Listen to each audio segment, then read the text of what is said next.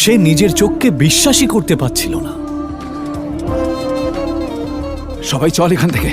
রবিদার এই কথা শুনে সবাই অবাক হয়ে যায়। হঠাৎ অয়নকে দেখে রবিদা এভাবে পালিয়ে যায় কেন? রবিদা কি এর আগেও অয়নের মুখোমুখি হয়েছে? সে কি ওকে চেনে?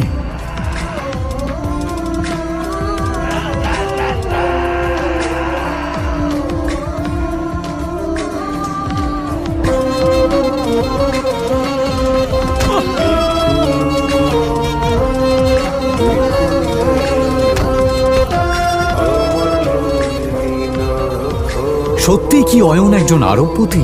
যদি তাই হয় তাহলে সে কেন এভাবে দিনের পর দিন অপমান সহ্য করছে?